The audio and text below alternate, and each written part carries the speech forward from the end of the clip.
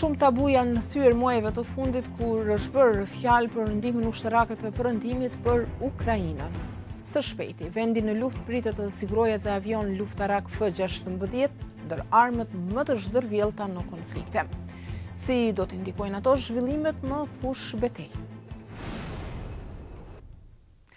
Përshëndetje të nderuar shikues dhe mirë se vini në edicionin e ri të ekspozes. Unë jam Valona Tela. Presi Rusia ka nisur pushtimin e Ukrainës në shkallë të plotë. Zyrtarët në Kiev u kanë kërkuar alatëve perëndimor që t'i furnizojnë forcat e tyre ajrore me avion të avancuar luftarak të tillë si F-16. Por Shtetet e Bashkuara, të cilat i prodhojnë këta avion, kanë hezituar t'i dërgojnë ose t'i lejojnë vendet e tjera t'i rieksportojnë ata nga frika se avionët mund të përdoren për të goditur caqe brenda Rusisë dhe në këtë mënyrë të përshkallëzohet konflikti. Kjo ka ndryshuar 15 muaj pasi Rusia ka nisur pushtimin e fqinjit të saj kur presidenti amerikan Joe Biden ka bërë një kthesë drastike në politikë, duke u thënë aleatëve se do të lejojë që pilotët Ukrainës të trajnohen për avionët F-16 dhe se SBA-ja do të punojë me vendet e tjera për furnizimin e Kievit me këta avion.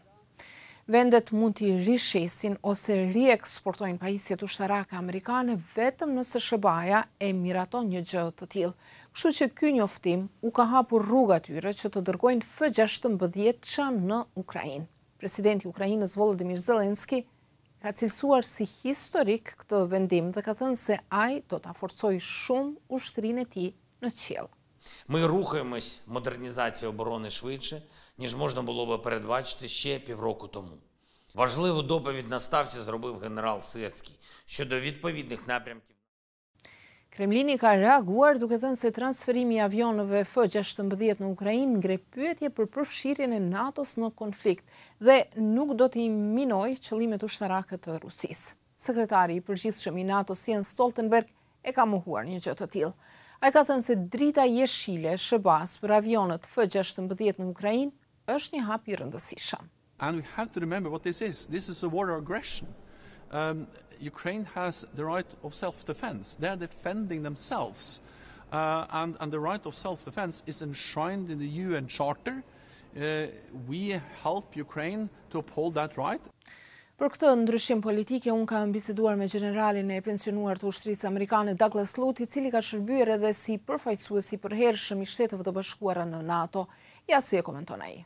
I think two things have changed. First, after 15 months of conflict in Ukraine, and after repeated threats of escalation by the Russians, and repeated concerns by the US and the 50-nation coalition providing military support to Ukraine, that providing the next increment of support might be provocative. After these 15 months, what we've seen is that the Russian threats are largely empty, and that each increment has been provided and not sparked a Russian response. So I think there's a history here. There's a pattern here over the last 15 months. So I think that makes this decision to provide F-16s easier. The other thing that has changed is that several U.S. allies, NATO allies, have told the U.S. that they are willing to provide U.S.-produced F-16 aircraft and to assist in the training. And I think that allied support made the U.S. decision also easier. Ukraina ka një flotë të konsiderueshme, por të vjetër të avionëve dhe helikopterëve luftarak të trashëguar nga koha kur ka qenë pjesë e Bashkimit Sovjetik. Flota e forcave ajrore të Ukrainës përfshin avion luftarak si MiG-29, bombardues dhe avion transporti dhe trajnimi. Analistët ushtarak perëndimor vlerësojnë se flota e kombinuar e Ukrainës, edhe ajrore dhe toksore, është shterur për më shumë se 1/3 që nga fillimi i pushtimit rus. Ushtria ruse, e pesta më e madhe në botë, ka qenë gjatë gjithë kohës në avantazh sa i përket sidomos fuqisë nga ajri. Generali Lute thotë se avionët F-16 do ta adresojnë këtë çeku i libër midis dy ushtrive dhe do të sjellin ndryshime në fushë betejë. Duke folur për ekspozen, ai shpjegon se cilat janë kapacitetet e një avioni F-16. First of all, it's a world-class proven, well-established fourth generation fighter that essentially has two major functions on the battlefield. So first of all, defensively, it is a very significant defensive measure against Russian aircraft. So manned aircraft, right? But also Russian cruise missiles. They also, however, provide an offensive capability. And they can do this in a couple ways. So first of all, they can do it in close contact with ground forces. So they can essentially serve as airborne artillery, delivering precision strike systems in support of ground forces. This could be especially important as the Ukrainians take the offensive.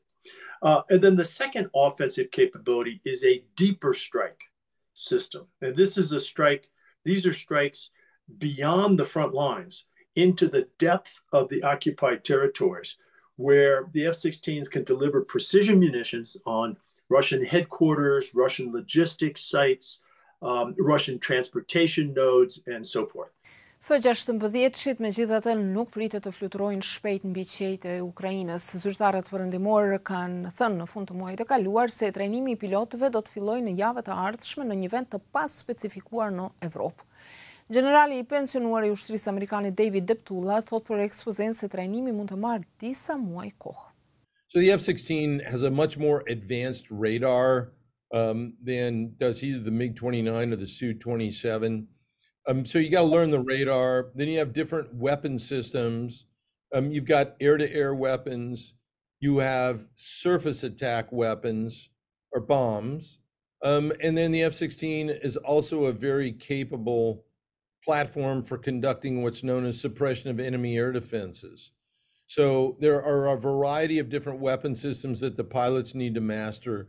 And that will take between 3 to 5 weeks, average months, 3 to 5 months. Përveç kësaj, kohë do të marrë edhe dorëzimi I avionëve, por edhe I pajisjeve të mirëmbajtjes. Edhe generali Deptulla pret ndryshime në fushë betejë, por me siguri jo këtë vit. I guess what I would tell you is that there's finally the realization on the part of the U.S. administration that what Ukraine needs now is a game changer that can transform the calculus of the fight. And the realization that that game changer is air power, because fighters that can move at 600 miles an hour can affect operations across southern, eastern, and northern Ukraine in a matter of minutes with multiple effects and a degree of precision and lethality that ground forces, tanks, artillery, or any other kind of ground forces simply can't accomplish alone. F-16, prodhim amerikan, ka fluturuar për herë të parë në vitin 1976. Ai shfrytëzohet nga ushtritë e 25 vendeve për luftime ajër-ajër ose ajër-tokë. Ai ka fluturuar në operacionet e SHBA-s në Afganistan, Irak, Kosovë dhe Gjirin Persik. Në një shkrim autorial të botuar në gazetën Foreign Policy pak ditë përpara se të merrej vendimi për F-16, Ministri I Jashtëm Ukrainës Dmitri Kuleba ka thënë se këta avion kanë rëndësi jetike, jo vetëm për Ukrainën. Duke marrë këtë hap strategjik, Washingtoni jo vetëm që do të shpëtojë shumë jetë ukrainase dhe do të sigurojë sukseset e Ukrainës në fushën e betejës, por do të ndihmojë gjithashtu në zbutjen e krizës globale të ushqimit dhe do të sigurojë stabilitet afatgjat në Evropë, ka thënë Kuleba. I pyetur për paralajmërimet e Rusisë se avionët F-16 në Ukrainë nënkuptojnë përfshirjen e NATO-s në konflikt dhe mund të nxisin përgjigjen e Moskës, generali Lut përgjigjet. Article 51 of the UN Charter says that all UN member states have a right to support a country, another member state, like Ukraine, that is simply defending itself. So this is completely inside international law. It's completely legitimate. And repeatedly, the Russians have threatened, but been unable to do much about it. Aleatët e NATO-s janë zotuar se do t'i dërgojnë armatim Ukrainës për aq kohë sa do t'i duhet për të luftuar agresionin rus. Shtetet e Bashkuara janë deri më tash kontribuese më të mëdha në këtë drejtim, të ndjekura nga Mbretëria e Bashkuar dhe Bashkimi Evropian. Dërgesat deri më tash kanë përfshirë tanke, obuz, sisteme raketore, dron e të tjera. Shefi I shtabit të përgjithshëm të ushtrisë amerikane generali Mark Milley është shprehur më I rezervuar në lidhje me dërgesat e pritshme të avionëve luftarak F-16. Në luftë nuk ka armë magjike, ka thënë ai. Se sa dhe kush do të dërgoj F-16 në Ukrainë pasi të kryen trajnimet e pilotëve, nuk është ende e qartë. Po ashtu nuk dihet se çfarë roli tjetër mund të luajë SBA-ja përveç miratimit të lejes për transferimin e avionëve nga palët e treta. Shikues të nderuar, kështu kemi ardhur në fund të këtij edicioni të ekspozes. Ju vazhdoni të na përcjellni në faqen tonë në internet në adresën evropaelir.org. Na ndiqni edhe në llogaritë Radio Son në Facebook, Twitter, Instagram dhe YouTube. Faleminderit që na ndoqët, bashkë takohemi të premten e ardhshme. Mirëmbëjtje.